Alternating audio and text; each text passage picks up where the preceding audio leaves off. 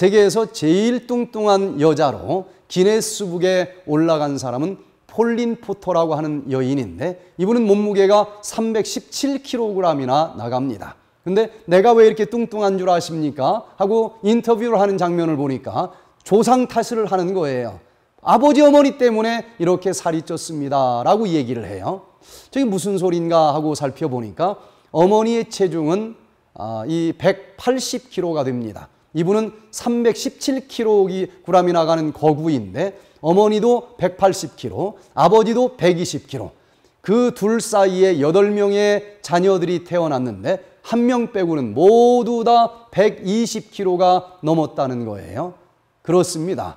이 비만은 유전성이 있어요. 비만 유전자가 있다고 하는 것입니다. 이제 태어난 아이들이 그 부모님으로부터 이렇게 양육받지 못하고 양자로 가는 아이들이 있어요. 이 아이들을 대상으로 연구한 논문이 있습니다. 뉴 잉글랜드 저널 오브 메디신에 발표된 논문을 보니까 과연 그 아이들이 뚱뚱한 것은 누구에게도 영향을 받을까 살펴보니까 이 자기의 생부모가 뚱뚱하면 뚱뚱할수록 그 자녀들은 그 관계와 함수 관계를 이루면서 역시 뚱뚱하다고 하는 것을 알게 됐어요. 그러나 양부모가 뚱뚱한 것과는 이 자녀들의 뚱뚱한 것은 관계가 없다는 사실이 발표됐습니다. 그러니 누구 밑에서 어떤 음식을 먹고 살아가느냐 하는 것보다도 유전적인 요인이 더 클 수밖에 없다고 하는 사실을 알게 됐습니다. 양쪽 부모가 다 뚱뚱할 경우는요, 그 태어나는 자녀들이 뚱뚱할 확률이 70%가 넘습니다. 두 부모 중에 한 사람이 비만일 경우에는 태어나는 자녀들 중에서 40%가 비만일 거라고 얘기합니다. 양쪽 부모가 다 말랐는데도 거기서 태어나는 아이가 뚱뚱할 가능성은 10%도 되지 않습니다. 그러니 비만을 정복하기 위해서 이렇게 유전자를 무시할 수는 없다는 사실을 인정해야 될 것입니다. 쥐를 가지고 실험을 해봤어요. 비만 유전자가 지금까지 한 100개 정도 발견이 됐는데 그 비만 유전자들을 가지고 있는 쥐는 다 뚱뚱했지만 비만 유전자를 제거했더니 그 이유 하나만으로도 살이 쭉 빠진다라고 하는 사실을 알게 됐어요. 지금까지 ACE라고 하는 비만 유전자, ADRP2라고 하는 유전자, 이렇게 비만에 관계된 유전자들이 한 100개 정도 발견이 됐다고 하는 것입니다. 그러면 우리 몸속에서도 그냥 뚱뚱한 게 아니고 비만 유전자가 있기 때문에 뚱뚱할 수 있다라고 볼 수 있는 것입니다.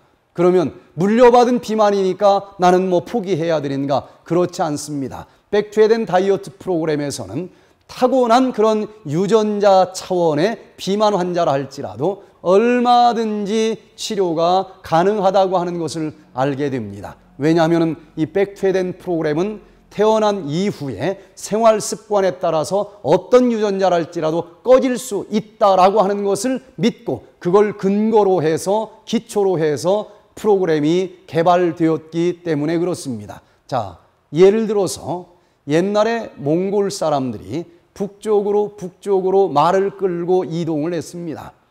그리고 이제 알래스카를 넘어서 캐나다를 거쳐서 미국까지 내려온 인디언들이 있습니다. 피마 민족이 있는데 이들 그 유전자 속에는 비만 유전자가 들어 있습니다. 왜냐하면 이렇게 이동을 하다 보면 어떤 때는 먹을 게 풍성한 지역도 나오지만 어떤 때는 몇 날 며칠 먹을 것이 없는 지역을 거닐어야 될 때도 있을 것 아니겠어요? 그러면 먹을 게 충만할 때 많이 먹어두고 저장을 해놔야만 됩니다. 그래야 며칠 동안 먹지 못해도 죽지 않고 살 수 있을 것 아니겠어요? 그래서 유목민족들 이 몸속에는 비만 유전자가 발달되어 있다는 것을 알게 됩니다. 자, 그런데 미국까지 내려온 그 피마 인디언족들을 대상으로 연구를 해보니까요, 1950년도까지는 비만이 하나도 없었습니다. 전부 마른 인디언들만 볼 수 있었어요. 그런데 이제 이 미국에서 인디언 보호 정책을 펼치게 됩니다. 인디언이라고 하면은 무조건 일을 안 해도 먹고 살 수 있는 월급을 줬어요. 이제 먹을 것이 충분한 것입니다. 먹었어요.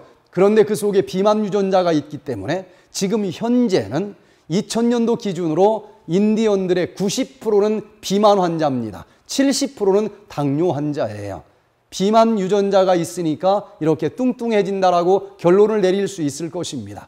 그런데 그때 미국에서 조금 더 아래로 멕시코까지 내려간 이들의 형제들이 있습니다. 유전자는 똑같아요. 그들도 비만 유전자가 있습니다. 근데 멕시코는 아직도 충분히 먹을 것을 정부가 제공해 주지 않습니다. 그래서 똑같은 비만 유전자를 가지고 있음에도 불구하고 이 피마 인디언들, 멕시코에 살고 있는 사람들은 거의 대부분 비만 환자가 없다는 것입니다. 그럼 우리는 이 연구 결과를 통해서 무엇을 생각할 수 있을까요?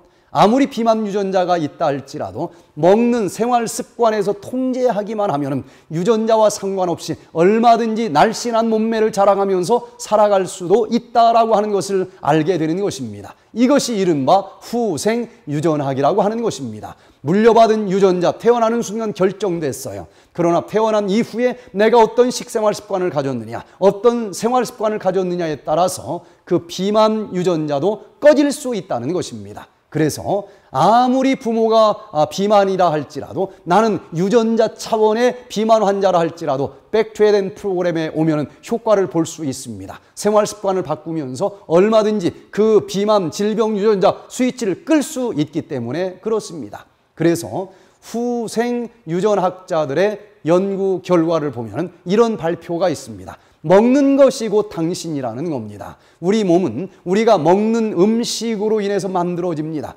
그것으로 끝나는 것이 아니에요. 유전자 쪽에 먹는 음식 속에 들어있는 메틸기가 만약에 들어있어서 나쁜 질병 유전자 부위에 딱 달라붙기만 한다라고 하면 그 질병 유전자는 스위치가 꺼질 수 있기 때문에 완전히 다른 삶을 살아갈 수도 있습니다. 그래서 유전자 발현에 영향을 주는 메틸기가 우리 먹는 음식물 속에 들어있는 대사물질이라고 하는 사실을 기억한다고 하면 먹는 식생활 습관에 따라서 우리의 유전자 스위치가 꺼질 수 있고 유전자 차원의 여러 가지 질병도 사라질 수 있다고 하는 것이니까 먹는 것이 오늘 나의 모습을 결정지어주고 나의 건강을 꼴지워질 수 있는 비결이 될 수 있다. 그래서 먹는 것이 곧 당신이다 라고 얘기를 할 수 있다는 것입니다. 또 당신이 무엇을 먹느냐에 따라서 후손이 달라진다라고 이야기를 합니다. 내가 무엇을 먹느냐에 따라서 여러 가지 나쁜 질병 유전자가 스위치 꺼질 수 있고 그것으로 끝나는 것이 아니라 그때 2세를 만들면 내 2세에게까지도 이런 질병 유전자 스위치가 꺼진 상태로 전달될 수 있으니까 내가 올바른 선택을 할 때 내가 건강해질 뿐만 아니라 내 후세까지 건강해질 수 있다라고 하는 것이 후생 유전학의 연구 결과인 것입니다. 그런데 여기 출애굽기 20장 5절로 6절에 보면 이런 말씀이 있습니다. 나 여호와 너희 하나님은 질투하는 하나님인즉 나를 미워하는 자의 죄를 갚되 아비로부터 아들에게로 3, 4대까지 이르게 하거니와 나를 사랑하고 내 계명을 지키는 자에게는 1000대까지 은혜를 베푸느니라. 여기 보니까 내가 잘못된 선택을 했어요. 선택의 자유는 물론 나에게 있습니다. 식생활 습관이 잘못됐어요. 술을 마십니다. 마약을 먹습니다. 그럴 때에 나 하나의 건강만 망가지는 것이 아닙니다. 바로 그 잘못된 유전자의 스위치가 켜지면서 내가 마약 중독자가 될 수도 있고 내가 알코올 중독자가 될 수도 있습니다. 그런데 그것은 내 후대에까지 영향을 줄 수 있다는 거예요. 내가 잘못됐을 때 내 후대 3, 4대까지도 그 잘못된 결과로 고통을 받아야 된다는 것입니다. 그런데 참으로 감사하게 대대로 물려받은 나쁜 유전자를 내가 가지고 태어났다 할지라도 당대에 내가 올바른 생활 습관을 선택하면서 그 질병 유전자 스위치 꺼버리면 나만 좋은 것이 아니라 내 후손 대대로 1000대까지도 그 복을 누릴 수 있을 것이다 라고 선포하고 있는 것입니다.